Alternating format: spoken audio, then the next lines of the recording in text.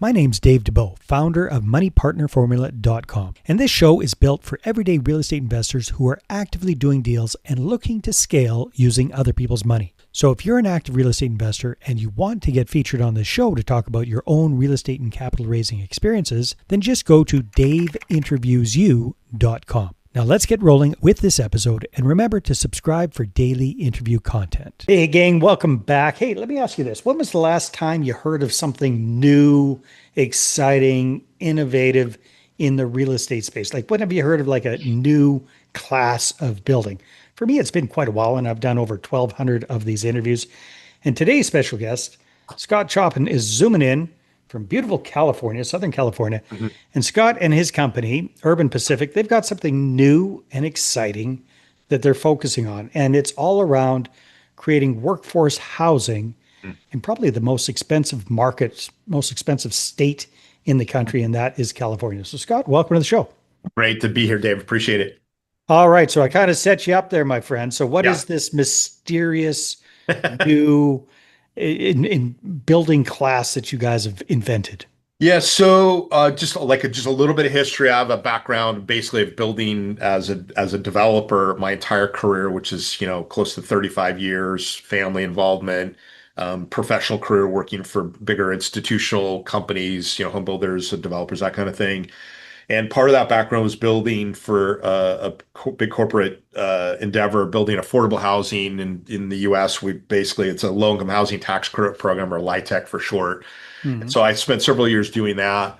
And then as we started our own companies, I started Urban Pacific, we were doing regular sort of straight ahead apartment deals. We did some affordable housing. And then about 7 years ago, we were looking to be contrarian or, be in a niche that could specialize and give us some advantages to compete in the capital markets and the development space to compete better. Yeah.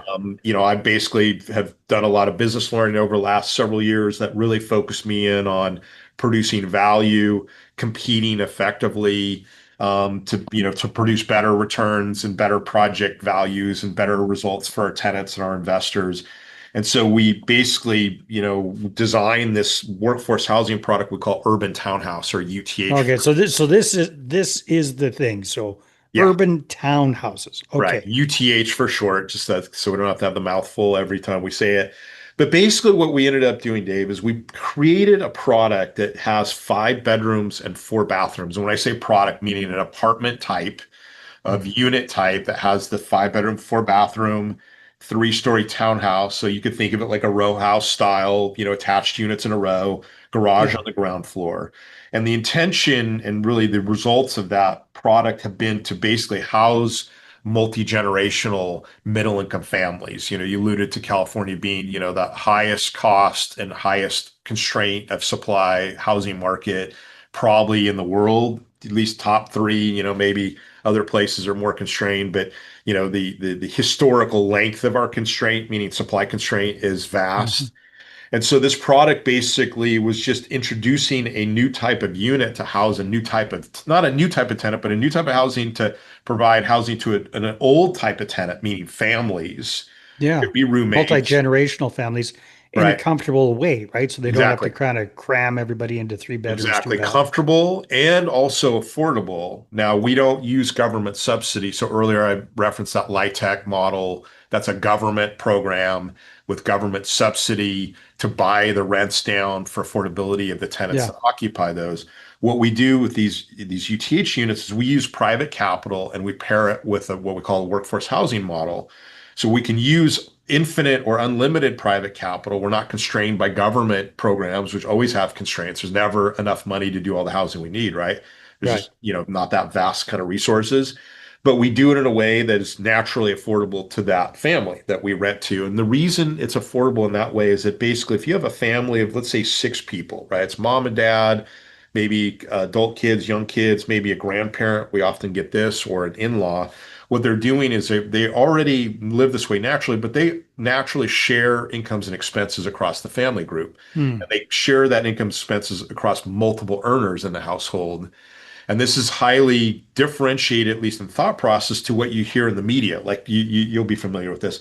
Like the newspaper will say, "Hey, you need to make $72 an hour working full time to afford the standard one bedroom apartment in, Vancouver or Hmm. wherever you're looking at this. And that's true statistically, but actually nobody lives that way. Nobody makes 72 hours and rents their own unit. They make, $25 an hour, $20, wherever they make, and then they share the expenses of the housing with roommates or Exactly. family or whatever way they can spread the costs across multiple people. And in fact, I coined a term called economic sharing. Economic sharing is no different than when you and I had roommates, when we are maybe in college and everybody had gone through. And hey, you pay this amount of rent, I pay that amount of rent, and we buy food together and we pay utilities together. Everybody does that as a natural economic defensive move. What we're doing is just landing a new housing type into that environment of multi-generational families. And we rent to roommates too. Like we do. Yeah, yeah. So let me stop you for a second there, Scott. Sure. So you're in Southern California. Mhm. This is in California. So I would, and just my knowledge of Latinos, I actually lived in Latin America for 14 years. So I married one and I Mhm. know them pretty well. So I Yeah, would imagine this is like a dream come true for that community. I would imagine that's a absolutely. big part Yeah, of that's right. your clientele. East Indian families as Mhm. well tend to live all together. Yep. So kind of what's the demographic that typically is renting these properties Yeah, from I you? mean, we're in California and our largest demographic, component is Latino Hmm. folks. So we get, Hispanic families are bread and butter, we'll say. I would think, here's my philosophy about people who live multi-generationally. It's actually most of the world outside of the United States, Canada. Outside of us pasty-faced white people. Yeah, right, exactly. Maybe let's say Western countries, right? Yeah. United States, Canada, Europe, right? I mean, although I would say Europe is more commonly would live multi-generationally, at least depending on where in Europe, right? But if you Hmm. look at, Asian countries, India, South and Central America, right? The ethic is to live multi-generationally, and that is how people live naturally. They Hmm. think it's strange that we live, with, Everybody's in their little house yeah, separated from right. everybody Like, else. Yeah. the idea, like I love this. So the idea that we have in the United States, and I grew up this way, it's like when you're 18, you move out. Yeah. Like, and maybe the parents are like saying you move out, maybe the kids move out. Like I had a little bit of both when I, left home at 17 and a half. But what that did is it sets those kids up to have a fairly hard time to, they got to rent an apartment, probably got roommates and do all that Mm. stuff, but they lose the advantage of the economic sharing that the family group gives them. They're separated from that, right? Yeah. So that basically means that person, that young person has a harder fight to climb up the, hill Yeah. to get No, no, it back to makes it live. makes complete sense. Yeah. So let me ask you this, Scott. Hmm. Let's compare and contrast your urban townhouses Hmm. with traditional, quote unquote, traditional build to rent type housing. Yeah. So what does the normal townhouse look like compared to yours? And let's compare and contrast Yeah. rents. So I'll answer it like so. Let's compare what we do to the sort of the classic build to rent marketplace, which even BTR for sure, even that is a relatively new market, at least in the way Mm, that people describe using that distinction BTR, right? So BTR traditionally and really classically now would be a detached single family style home. Usually classically they're smaller, right? So they may be like a one bedroom or two bedroom little house that is mhm. then rented. I mean, BTR is sort of implies that it was normally build to sell, but now we build it to rent instead, which means that we just take a standard single family home and instead of selling it, we rent it, right? And that is the move that people often make. What is differentiated is actually townhomes are less common in the BTR Mm, marketplace nationally, and it's sort of regional differences. So even our townhouse product is sort of relatively differentiated from what most people are doing in the BTR space in California, right. let's say, or at least the Western US, right? So there's that. And then the bedroom count would be the biggest Mm, yeah. differential. Often we'll And the have bathroom count too. yeah, that's right. So classically it'd be like one and two and three bedroom townhouses or built to rent, single family detached, right? And then yeah, we have five bedrooms and four bathrooms. And as I say, the four bathrooms are sort of like the sleeper component of this, meaning they're the sort of the really useful, practically part of it because, what we explain is like everybody who's had kids and got to get kids out of the house to go to school and parents are going to work. like the bathrooms are the constraining, Yeah. part of the house. And we spread them throughout the unit. And one of the things I'll mention, by the way, that makes this truly multi-generational is on the bottom floor of our townhouse unit, we have the garage, two-car garage, which itself is, unusual in rental housing. It's their own Hmm. private garage. But we also have a bedroom bathroom combo on the ground floor also that would be basically if a person has mobility issues, say a grandparent, Yeah. So that's in-law. grandparents living Yeah, downstairs that's kind of right. thing. Yeah. That's right. Okay. And that bathroom has has a wheelchair turn radius in it, so it has some handicap accessibility components built into it.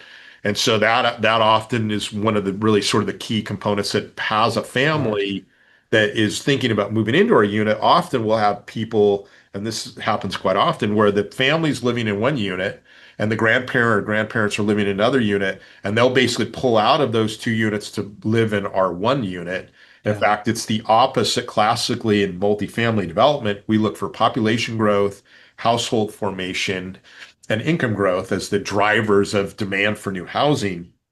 And in our projects, it's actually the opposite. We don't look for household formation, which would be Johnny leaving home from his parents to rent a new Right. unit.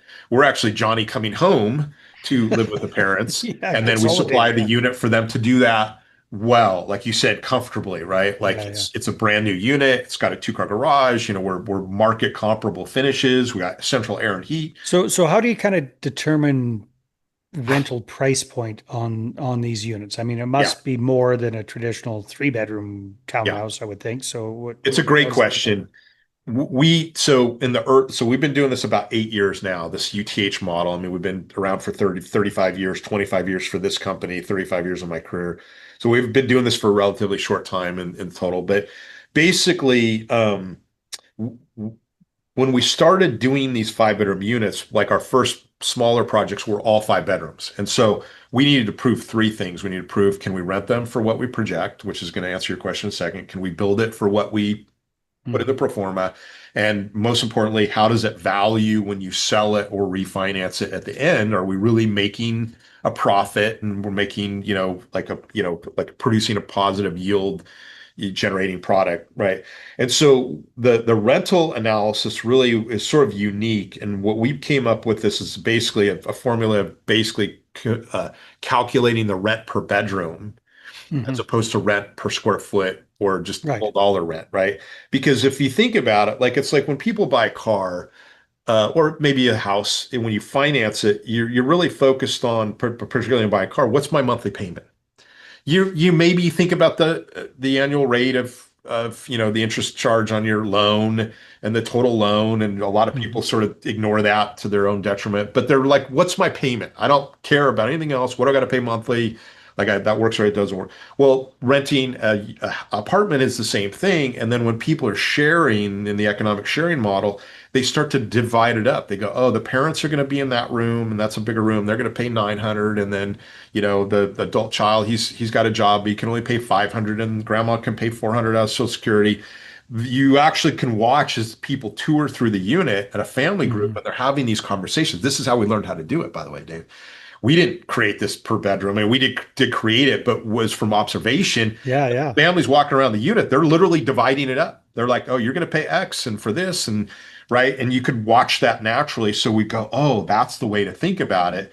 And so how we assess the rents is we'll go into a new market. Of course, if we can find five-bedroom rental comparables, we'd love those, but those are really rare, There aren't too many of those. Yeah, right? exactly. So sometimes you got some four bedrooms, but most often you have three-bedroom apartments or houses. And so what we'll do is we'll take that three-bedroom rent, divide that by three to get the per bedroom rent for that three bedroom, and then do the math and go, if it's $1,000 per bedroom on a three bedroom, 3,000 a month.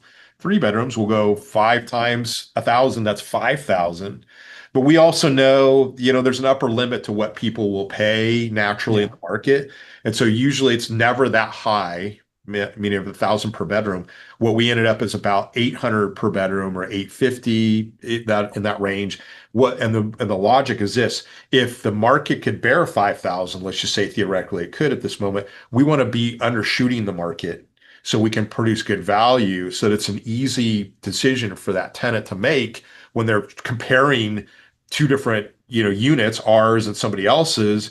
like the Hmm. value generation is better. So it's an easy, so They get more bang for their they buck made more doing bang for their five buck. bedrooms Right. with you guys than That's right. two, a three and a two kind of thing. Exactly. That's right. Yeah. That's Well, right. yeah, that makes sense. It's a Yeah. competitive Yeah. advantage. That's what it's all about.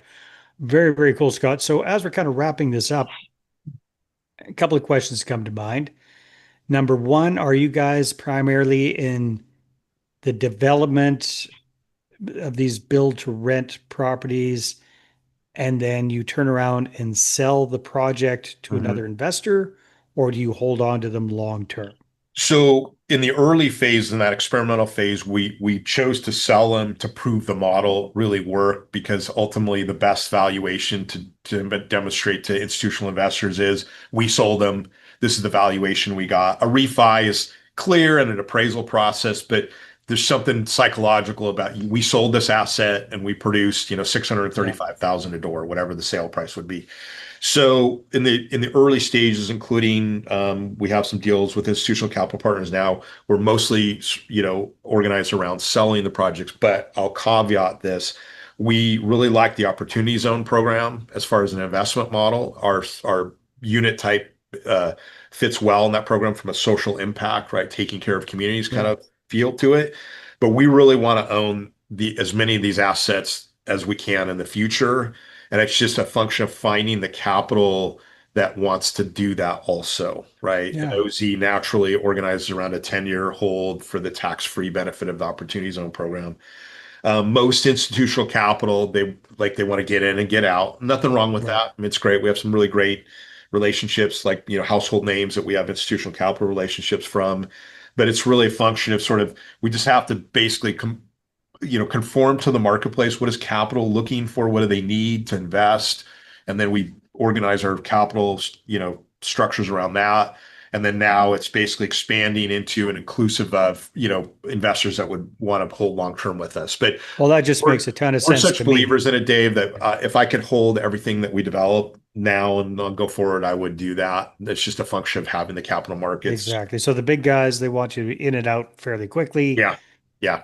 churn over the capital. You're looking for smaller guys that are more interested in the long-term It 10-year could type it thing. could be smaller, but it's not always smaller. Like as an Hmm. example, we're in some conversations right now, and again, I can't name any names, but that these are sort of like social impact investment Hmm. funds, and they do want to hold long term because they're more about like keeping the housing affordable in the long run, right? And so they'll invest in deals that would then hold that some OZ, some not. I guess the holy grail for us is to find the big institutional capital partner that wants to hold long term. That's a rare bird. Yeah. But that's also why we're really focused on the OZ space because we'll find more of those institutional OZ investors, and they're already going to invest for 10 years because that's the model, right? Hmm. From a government tax perspective, like tax regulation. And it just happens to work nicely with, the sort of time periods that we want to hold. Very nice. Scott, well, hey, thanks for explaining what you guys are up to. I think that's fantastic, especially in a state Appreciate like it. California. Smart, smart, smart, and just Thank you. really providing for a big, big need Mm, in a huge portion of the population. So, yeah, yeah. hats off to you for that. Now, Thank if you. people want to connect with you and find out more about what you guys are up to, where should they go? Yeah, I would encourage people. I'm a big Twitter X user, and I would basically add if people are in the real estate space, there's a great real estate community on Twitter. So just find me there at sign Scott Scott Choppin Choppin, and just look for me on Twitter, DM me. I'm active there, daily, and it's a good space to learn and be a part of a real estate community, both investment, development, all kinds of real estate operators, investors, developers in that space. So if somebody's looking for, great community, that's a place to find it. Awesome. All right, Scott, thanks for being on the show. Thanks, Dave. All right, Appreciate it. everybody. See you on the next one. Hey there, I really hope you enjoyed that episode. And as always, if you want to listen to more daily interview content, make sure you subscribe. And if you're an active real estate investor and you're doing deals and you'd like to get featured on this show, then just head over to daveinterviewsyou.com.